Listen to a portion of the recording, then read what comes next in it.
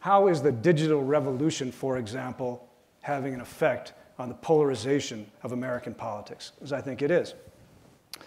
I would say that we have today a mismatch between our political culture and our political system.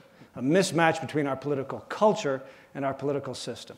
And to try to explain what I mean by that very briefly, let me draw an analogy for you. If you go back to the 1950s, 60s, 70s, right through the early 80s, and you think about primetime network television, you had television that was dominated by 3 major networks with primetime shows that were being watched by 50 to 80 million people. So the Bill Cosby show would be watched by 50 million people every week. And there was an episode of Dallas that 80 million people watched. 72 or 5% of American households were watching this.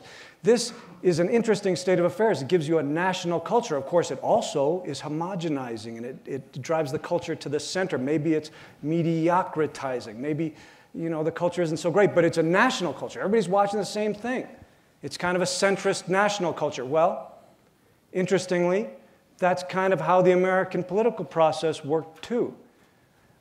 We have a 2-party system. Why? Because we have something called first past the post voting. That just means, you know, if you get a majority of the votes, you win. And it's winner take all in our presidency.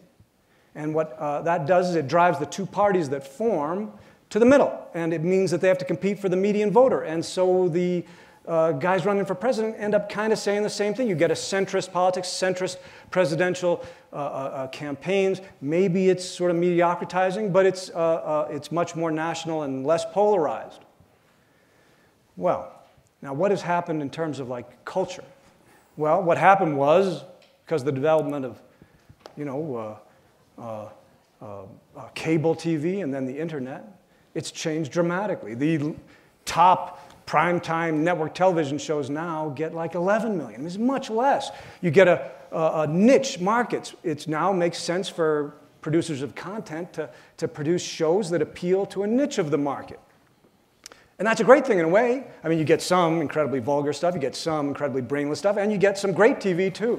It's probably a lot better than it was in the 1950s, 60s, 70s, and right through the 80s. But it's not a national thing. People are watching their own stuff online or on cable. And of course, that's happening with our news too, isn't it? So you're getting news fragmentation. And on the internet, you get little group fragmentation. You get niches of people who are reading the same stuff, talking to each other. This is a field day, a golden era, a heyday for single issue people. And for people who have a more extreme view, they talk to each other online. It's self-reinforcing.